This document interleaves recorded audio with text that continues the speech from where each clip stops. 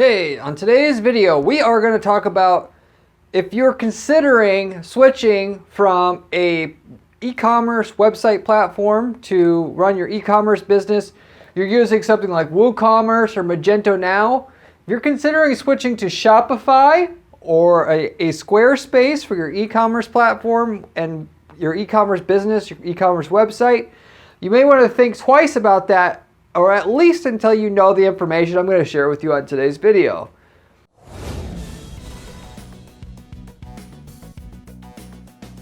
There's some very key things here that Shopify will not obviously, or Squarespace obviously, advertise, in which a lot of people aren't talking about or thinking about.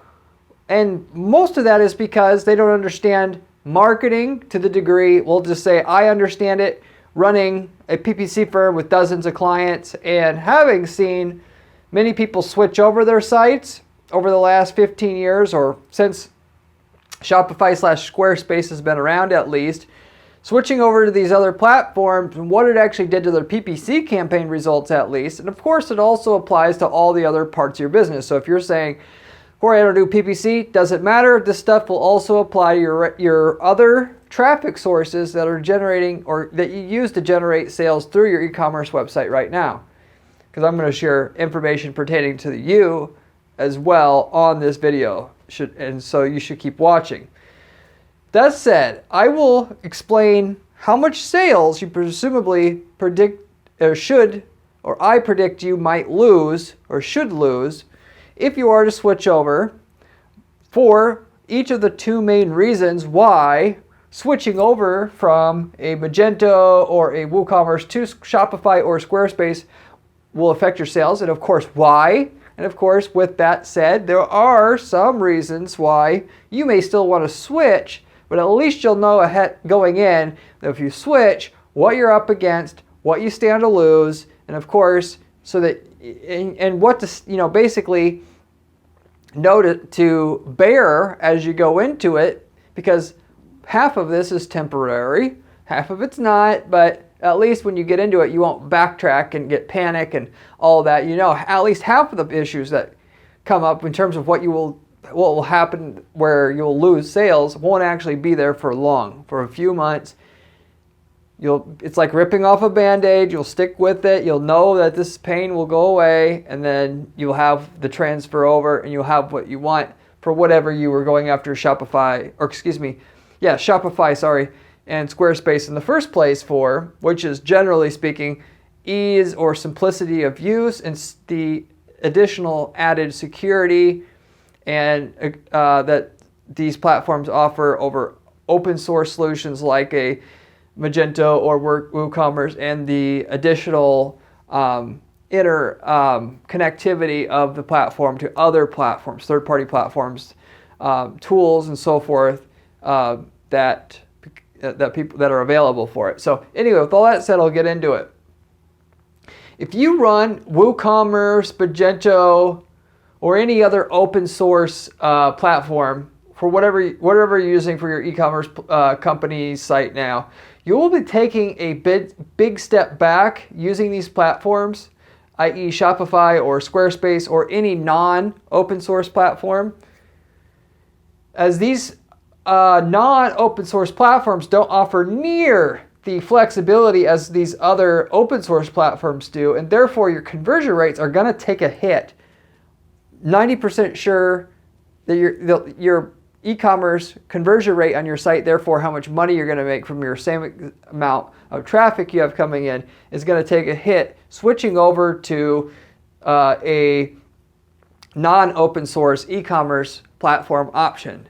And so open source, again, just to clarify, or if you don't know what that is, that's basically, it's unpaid solutions like WordPress that the whole world kind of works on together to support the platform, and then these non-open source or private companies that offer a presumably turnkey solution that only the one company that's taking money for that service is supporting that particular option. And so you'll have to decide, everybody has to decide as an e-commerce business owner, am I going to have an open source cart or a non-open source cart to run my business website off of, given that open source and non-open source solutions have their both pros and cons for each. I'm actually going to talk about what are the pros and cons of each, starting with the cons of using specifically a non-open source solution like Shopify or Squarespace, so you can see what you're up against before you switch over, and maybe you'll just decide that you don't want to switch over, and knowing these things that I see people go through, our clients have went through, how they have taken a hit on their sales, respectively, and maybe you'll go with it and you'll say that's not that bad because I'm getting these other pros, and just based upon how your business is set up currently, maybe still the best solution for you, even though you're going to take a hit on the sales side. Anyway, with all that said, here's a couple reasons you will lose money making this switch from an open source solution like the WooCommerce or Magento and switching to a Shopify or Squarespace or other non-open source private label e-commerce website solution. The first one is the bigger one.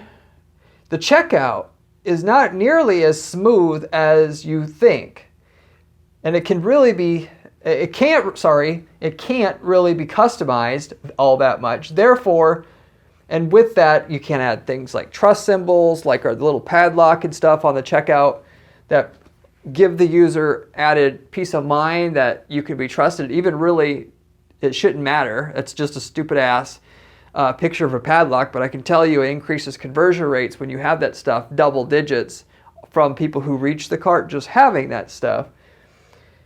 And Shopify and Squarespace and these other closed source platforms don't offer it because they're trying to make things simplistic for them to manage a bunch of clients. But on the flip side, you're taking a hit on the conversion rates and just hoping their customers don't realize how much they're taking a hit on their conversion rates, because most people won't know, and that's why I'm making this video. The other thing is you can't do good upsells. So there's plugins to make this simple, I'll just talk about Shopify. On Shopify, there's apps where you can do one-click upsells, as they call it, or post-sale upsells.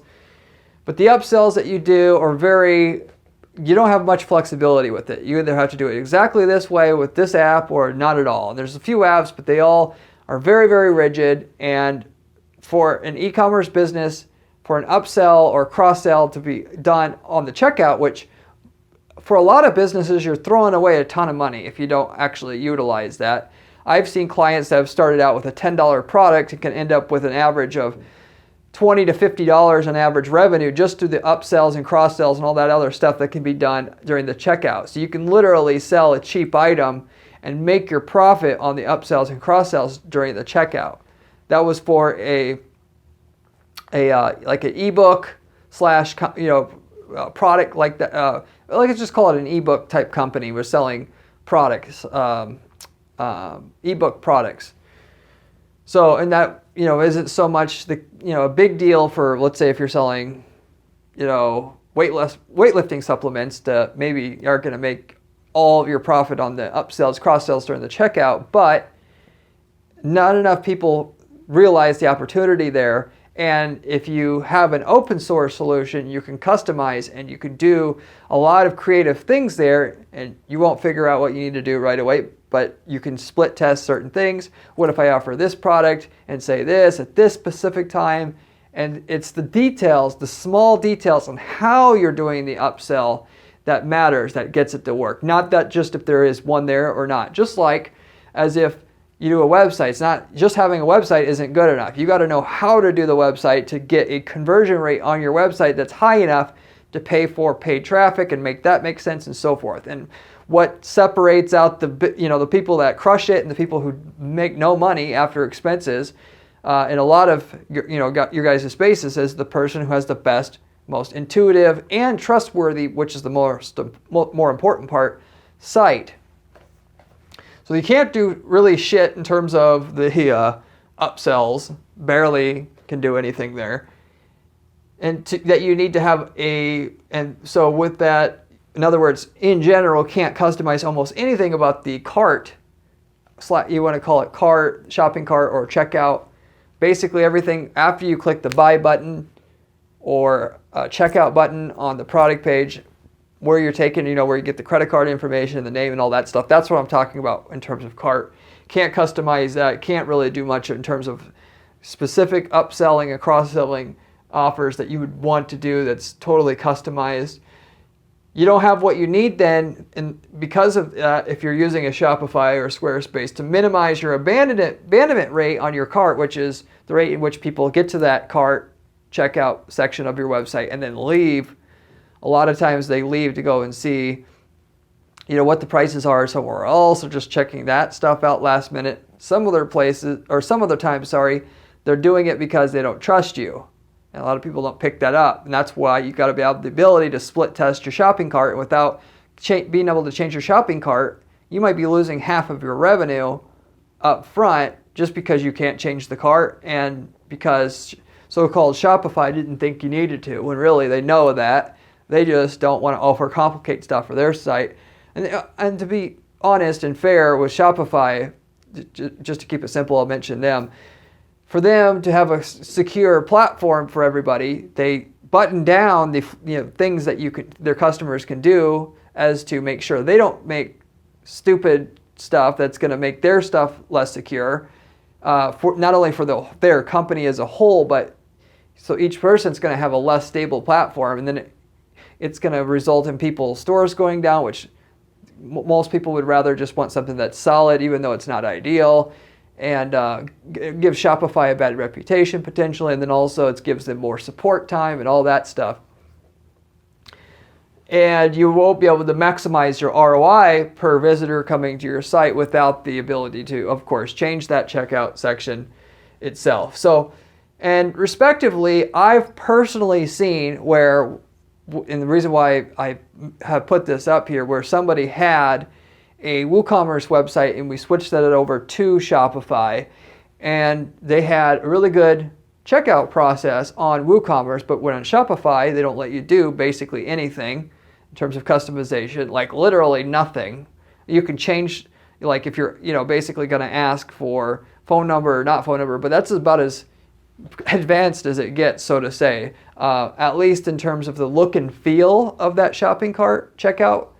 And so we actually had, like 40% roughly thereof, 40% decrease in revenue to the site, going from the whole other part of the website was exactly the same. One thing you can do with Shopify that people aren't always aware of is you could take a website on WooCommerce that looks one way and replicate that pixel for pixel, or basically mirror identical, on Shopify. Everything will look exactly the same, but or minus that damn shopping cart. So, and you don't know that until you've already invested the time and money into it, which is why I'm making this video. And so they couldn't replicate everything that they were doing on their shopping cart before, in terms of the trust symbols, and then a little badge that says 30-day money-back guarantee, and this other stuff that they were doing to get creative, and then also just have a more attractive, flow of it. Versus on Shopify, their stuff, it's simple, but it's not very, it's not, in terms of eye appeal, which is important on getting good conversion rates. I'd rate it a 6 out of 10, but if you got a 9 out of 10, you're taking a step backwards. And a lot of the ability to increase revenue comes from what happens on your shopping cart. Therefore, they knew that and optimized that. And now they're taking a step backwards, not having that ability to have and do that anymore. So I know for a fact they were able to lose 40% of their revenue just having the shopping cart be plain versus having a really good, clean shopping cart. Okay, so that gives you a general idea of what kind of problem you can have not having a shopping cart that's set up for your business the right way, has the picture of the padlock, has the SSL certificate saying that this is an SSL secured website, having a 30-day money-back guarantee, having a layout that makes it so that the whole process looks less daunting than it is, and asks one question, and until one question's answered, other questions don't appear, which is another way that you get a higher conversion rate on a shopping cart. And respectively, with the upsells, it's this, you're also potentially losing revenue. Like I said, we had somebody that sold ebooks where they were literally making their profit. The initial $10 product didn't make any money, but the upsells made money. And that company just simply couldn't have worked using a Shopify with the, out of the box, apps that you can install on Shopify to do upsells, because they're not customizable in themselves very much. So just to give you a little bit of an idea about that, realistically, what you want to do with an upsell is you need to know when's the exact precise time to ask for something more. As per what I just got done telling you a minute ago about how you can a lot of times increase your conversion rates on the people who get to your shopping cart and then will finish the purchase and won't abandon the shopping cart, is you don't ask everything right away. And they have certain things called like an accordion style checkout where you first put in your first name and then a part expands to put like the billing address, and then once you fill out the billing, here comes the shipping address and so forth. And that helps because it makes people think that there's not as much to do. Therefore, and once you get actually into the process and you've answered one thing, you're more likely to answer a second thing because you've already felt like you're committed and invested into the process. So if you have a lot of stuff that you've got to ask in your checkout process, let's say you're selling any kind of let's say you sell custom bracelets that are for like ID bracelets or whatever. If you have to ask a lot of questions, making it so that they can see all the stuff they got to answer, and you start with the easiest stuff first, you're going to have a higher checkout rate than not. So anyway, with that, it's important when you do an upsell, just as a side tutorial here, to ask at the right time. If you ask for it like on the Shopify apps that do the upsells, the one-click upsells, it's generally right after you add to or you click the checkout, that upsell comes up. No, what really works well is waiting for that perfect time to ask for the upsell, and that's like 2/3 of the way through the process. Basically, right before the end. It could be at the end, a lot better than offering it at the beginning, that's for sure. But closer to the end, where you're asking another question like, how fast would you like it shipped? Then you go in with because it kind of ties in together.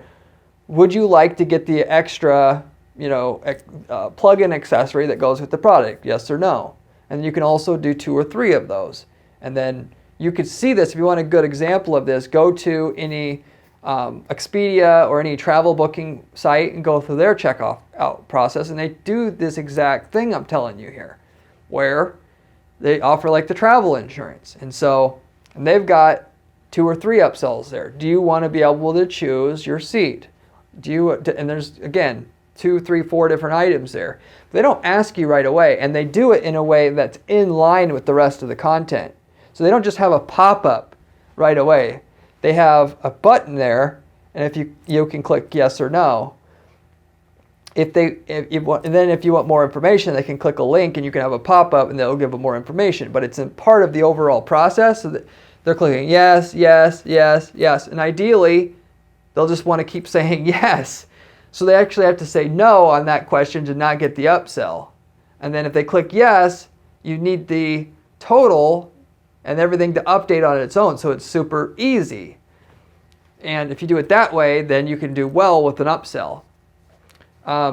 Respectively, you can also do things after the checkout, but where the real money is asking the right questions at the right time, and you do it so it blends in with the rest of the checkout, and you'll generally, in most markets, be able to get more sales that way. And with that, of course, if you wanted to take it a step further, the actual upsells are different based upon what category of product they're offering, and that will get you some extra profit on top of everything else. But anyway, you can't do this with these out-of-the-box apps for Shopify, and with Squarespace, you're not going to be able to do this, and you're just throwing money away. if you do the upsells right and it's programmed in right, you will be able to get an extra 10 to 20% more revenue per visit or per person to reach the checkout doing the upsells like I'm telling you here.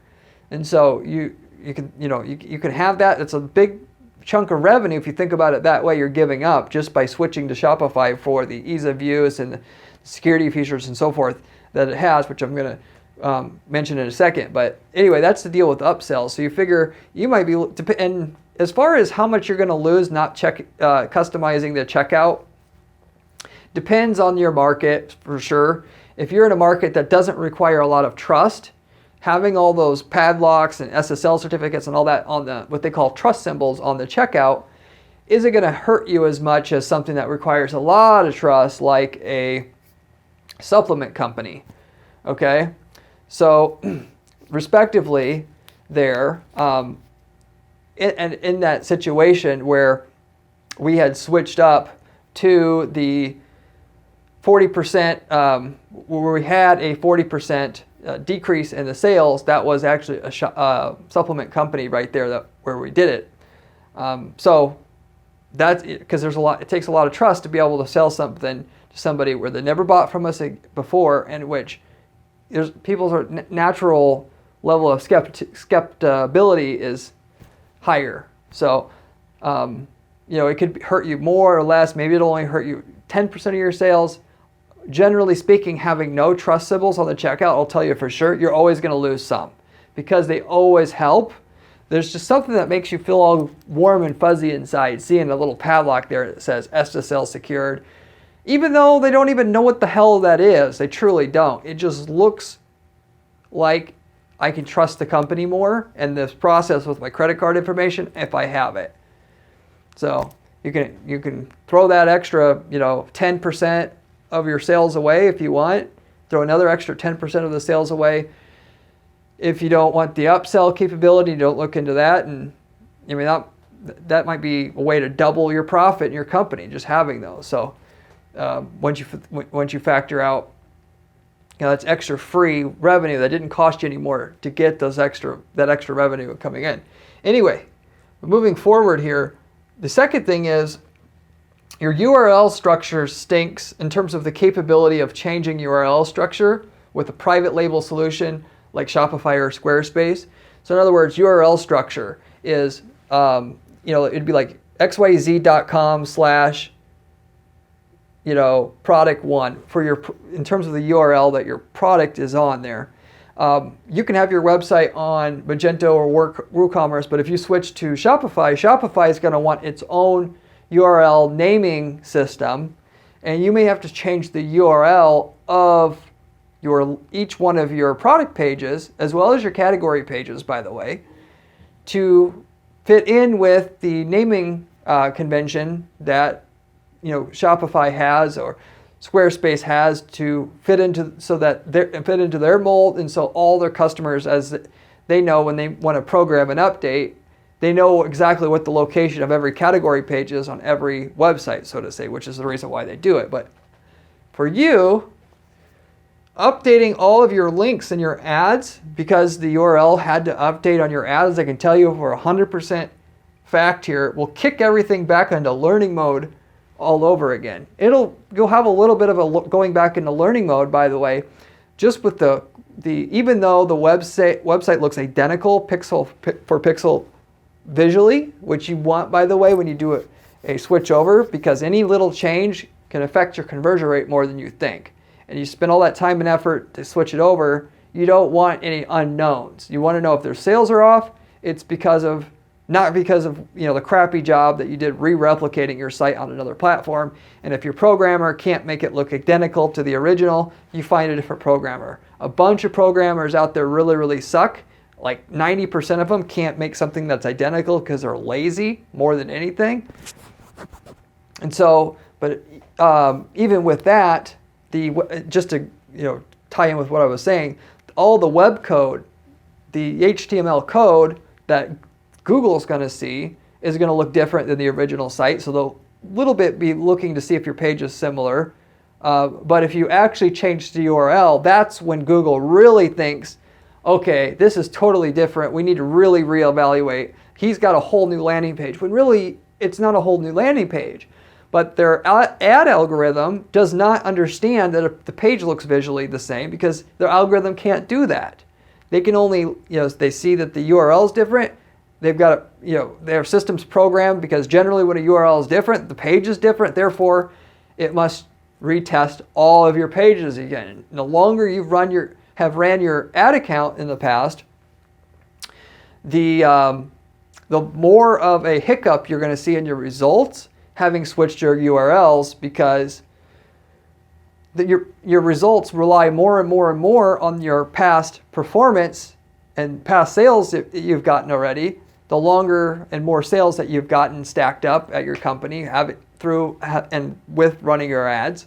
And so, basically there's farther to go backwards when they're starting. It won't go totally back to zero in terms of learning, but it'll go half back to learning, basically, because it's saying, I know how to run these ads and for what keywords, but how this page does, we don't know shit about at this stage. So we got to relearn, is this new landing page actually good? And because most landing pages people switch to aren't as good, because most people, they're not good marketers, we'll just say, they'll have 2 strikes against that page before you start, for the most part. Of course, they take your past performance on all previous landing pages to see you as a marketer how good your pages normally are, but still, they're not going to assume your page is as good as the other one before they test it out, because they don't ever do that. They have enough other people stuff to run ads. They have enough other advertisers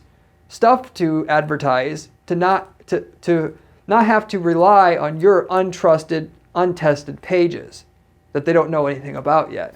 So they'd rather run those and then slowly test your new pages out until they know that they're better, and then run them, strongly in the ad auctions or, on Google in the spaces that you're trying to advertise on, so that Google doesn't lose any revenue testing a new page that doesn't perform. And then also, because Google doesn't want their users to have a bad experience, because that hurts the reputation of their ad products, of people wanting to click on ads in the future, if they're testing out new stuff that's unproven too quickly, when most stuff that they test out by and large is not as good as what was there, or at least the top person in your space, which if you had a top page that beat everybody else, ultimately they're thinking a new URL probably isn't going to be as good just by, it was the top one already. It's not going to be better than the top one. And so anyway, long story short, this is how the algorithm works. You have all these new URLs. Every URL that changes is going to have to go into a strong relearning program or period again. For the most part, you're pretty much guaranteed to lose at least 50% of you'll take a 50% haircut in profitability on those ads linked to the pages that have now an updated URL, even though it's going to a page that looks the same but has a different URL. And then that'll happen for about 3 months after you make the switch. So if you're really prepared, you're using Google Ads Editor, so that when your new site goes live, you can immediately update all your ads to have point to the new pages at the new your locations that they're at on your Shopify site or your Squarespace site. It'll be 3 months until Google relearns all those new updated URLs are actually doing as good as the old URLs. And then you have your old performance back. And I say at least 3 months, because if you don't have much traffic, it can go on for 6, 9 months, 12 months, depending on how little your budget is. If you have a fairly high budget of at least a few thousand a month, of at least $5,000 a month, it'll still take 3 months. So if you're spending $1,000 a month, this could be 9, 12 months before this is back to normal. So you can decide whether or not you want to, Shopify or Squarespace bad enough to eat this cut in performance here short term that you're for sure going to have, no matter how good you are at re-replicating that page visually. And with that, you at least then can know going in that you're going to have that no matter what, and it'll be over eventually, and then you'll have your new site on your new platform, you'll certainly have a certain amount of lost profit during that transition period where Google's relearning the new your pages on the new URLs again, and you might lose, it's hard to justify that if you're making 10 grand a month in profit and, for 3 months you're only going to have 5 grand a month in profit. You're going to spend, of course, 15 grand in lost profit just to have switched over to this other platform. You may not be able to handle it in terms of you needing cash flow coming in and all that, but at least going in. So those are the downsides of switching to a Shopify or Squarespace from an open source solution like I was talking about. Okay? On the flip side, here's the reason why people still want to go through this and would go through this and go to Shopify or Squarespace anyway, despite having short-term dips in profit, having the URLs having to be forced to update, because Shopify and Squarespace doesn't let you dictate exactly the URL locations of pages where your category pages and product pages are, and the shopping carts being very, very stripped and not flexible in terms of what you can do with them.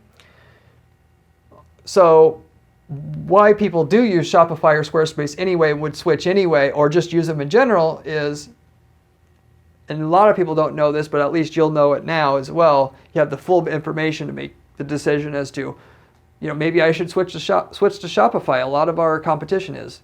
You'll know, why, and basically if you want to do it or not. The biggest thing you're going to get with a Shopify or Squarespace is Shopify Security is much, much better. With a WooCommerce or Magento, you got to really know what you're doing, because the default configuration of a Shopify, of a Magento or a WooCommerce is not secure. And there's hackers out there that specifically scan websites on the internet and look for, because they may know how a vulnerability in WooCommerce, and they'll look for just all WooCommerce sites, and then they'll scan those websites for that specific setup or setting that you may have on your site, that a lot of WooCommerce sites have, that they know that they can exploit. And if you have that setting that they know they can exploit, they're in, and they can change something on your website. You may not even know it's changed for a year, because that's all they do is they go in and they add a link to a site that sells like drugs. And I see this all the time with different clients that we've had that had their sites hacked. Happens with any WordPress or open source platform that's open source. But anyway, so in other words, you got to be able to have you got to have a security specialist who knows how to take the default setup of that platform and change the login page URL and change, where certain pages that somebody can reset everything different locations, so they can't find it as easy. And I'm not a security expert, but there's a lot of things that they can do to harden up the site. And even when it is secure, it's still not as secure even after hardening up your WooCommerce or Magento site. It's still not as secure as the Shopify site, because they've got obviously the resources to hire the top security people to keep it secure and have people monitoring it all the time and re-hardening it all the time, versus you got one guy, they got a team of security people. There's no need for that security configuration on your site to make it even halfway secure. For the most part, if you hire a security expert who knows your platform and you're using Magento or something like that, you can get it secure enough that you probably won't get hacked. But that's probably not, Shopify or Squarespace, you're probably just not, as long as you don't have your password compromised and you don't do something like use your login, email and password on other websites, which those sites might get hacked, and therefore they can use that login on Shopify or whatever to get into your Shopify site, which would be a common way that people get into your site then and really screw with you anyway.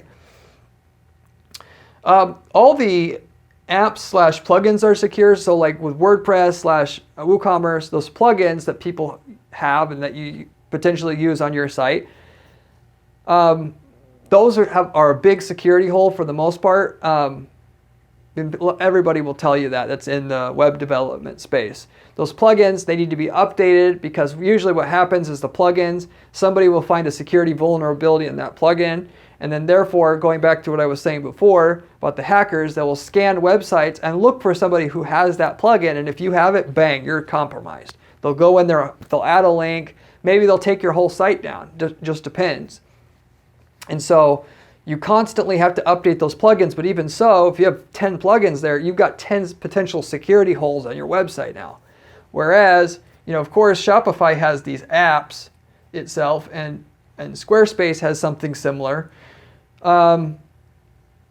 Just to keep it simple, like Shopify, basically they seem to police it well to where you can't actually offer an app unless your app is actually is secure, so to say, and they don't let just anybody put anything on there. You have to have a quality product. Versus a plugin, you can offer a plugin for WordPress, and that plugin could be shit, but you're not really going to know it because nobody's vetted the security of that plugin.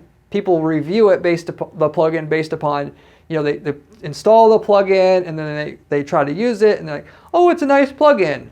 2 weeks after installing it, it's a nice plugin, and they review it. Nobody goes back to leave a review saying my site got hacked because of this plugin like 2 years later. So you'll never know if that plugin's secure or not. So that takes a big load off of your back, and in terms of what you need to do to keep your site secure. And if you haven't been hacked before, it's just a matter of time. On open source platforms, it generally always happens to somebody. If you're in business for 10 years, it'll happen sometime. But just knowing that you're on these closed source private label e-commerce platforms, and you're outsourcing it to the real experts in terms of the security, it can help you sleep at night a little bit better. And then also, last thing is you're likely to not need a programmer on staff if you use a Shopify or Squarespace or private label e-commerce solution, because everything is just so intuitive. It's not hard to do things. Anything that you want to do, for the most part, that can be done, which there's less stuff that can be done because they button down the functionality. They don't let you just do anything you want because they need to be able to keep it secure and manageable for updates that they do. But specifically, they have documentation on all the stuff that you still can do, and it's really easy. And they have customer service you can call, and so if that documentation doesn't make sense, you can call. And it makes it easy to. Basically, it's like a e-commerce business on training wheels. They pad all the sides. You can't really screw up on it. But with the price that you can't customize nearly as much as if you had a real solution of your own, a custom solution using an outsourced or open source e-commerce platform like the Magento, WooCommerce, and the like. And so, with that, generally speaking, to make any changes on a WooCommerce or Magento, you probably already know it already, but it's kind of hard, and you can do whatever you want, but you have to not only figure out how to do it, because there's usually no documentation, right? Sometimes there is, sometimes there's not. And there's, of course, forums, but still, it's not as clean and clear cut as like a Shopify that has a set published way to do something that's already tested and backed by them. Beyond that, it's hard to actually do what you want to do. And even if you do, I want to add this custom upsell piece to my checkout like I was talking about before, you have to trust that the person doing it for you is competent enough that it won't, of course, break something else, because that's common. And when you're a programmer that's not as skilled as other programmers, they'll change something, but another part of the site will break and you won't notice that right away. Or they make the change and it makes your whole website just less secure, because now there's everything that you add to what you're doing adds another failure point, and with failure points there's security holes in the site potentially. So you generally have to have a long-term programmer you can lean on to just manage the website pretty much if you are using a custom solution. Why full-time person, or why a long-term?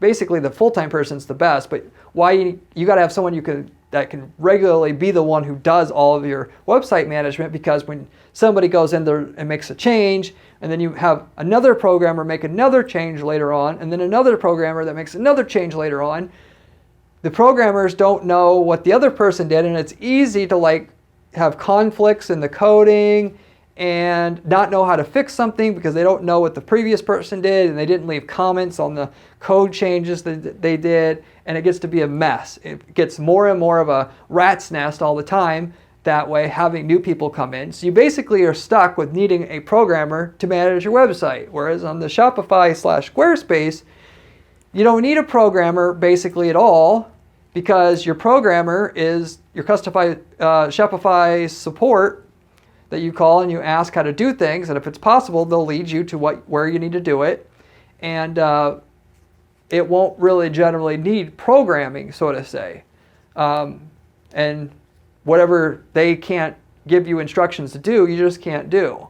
So whereas you get ease of use and reliability and all that with Shopify/Squarespace, you're paying for it in a reduction in flexibility and openness to do what you want to do with the platform. And for most people that don't know much about marketing, that might not seem like a big deal, but you're talking about a large decrease in sales if you actually know what you're doing to increase your sales by customizing the your shopping cart, like I was talking about, and so you're doing what you want with the upsells, cross sells there, like I was talking about. There's other things, of course, besides the checkout that you may need to customize that Shopify/Squarespace can't do it. I won't cover that in this video because this is a marketing channel. But of course, keep in mind about what you're going to also take in terms of a profit hit, switching over to a Shopify or Squarespace with the URL change you may have to potentially do, and up to 50% decrease in profitability of your ads for that short period of time until Google relearns and reprocesses what new settings that you have in terms of the final URLs and the ads of ads of which changed because the URL of the page you were sending people to changed. So anyway, that's everything I wanted to cover today. Not to talk bad about Shopify or Squarespace, it's just really up to you. Do you want the most results? Are you more savvy with marketing? Do you want to be able to have an edge on your competition by changing some things that you can't change? Lose the flexibility of changing what you want to change and lose a little bit of profit in the process. So anyway, hopefully that puts things into perspective for you about the things that I know as a professional marketer who runs an agency with a few dozen clients on what you're going to lose on the sales and marketability side of what your business and your platform that you're using to run your business, for your e-commerce business, if you make this switch over to a private label solution like the Squarespace/Shopify. If you liked the video, thought it was useful, I would appreciate giving it a thumbs up. And if you want to learn more about, more practical advice of what stuff's working and not working in the realm of PPC advertising, which this channel covers, you should consider subscribing, and you will get real actionable advice, that stuff that we're testing, all the time here at our PPC agency that, works or doesn't work, and we're sharing it with you on this channel. I also have a blog at guaranteedppc.com/blog with step-by-step instructions on how to actually physically build the PPC campaigns we build here for clients, in which you may also find some use in as we give more detailed information on how to set campaigns up, versus the overall, general ideas here that we share on this channel. And so therefore, how to build a campaign physically, and help yourself out there as well. If you have any questions about anything switching over to these platforms in general, trying to maybe help figure out how to decide between one or the other, or which one to use, as it pertains to marketing and sales and all that, you can feel free to leave me a comment. And I get back to every single person who leaves me a comment on this channel, usually within a day or two. And so with that said, I'll wrap this up. I hope you learned a lot. I hope you enjoyed listening to it as well. And I'll see you on the next one. See ya.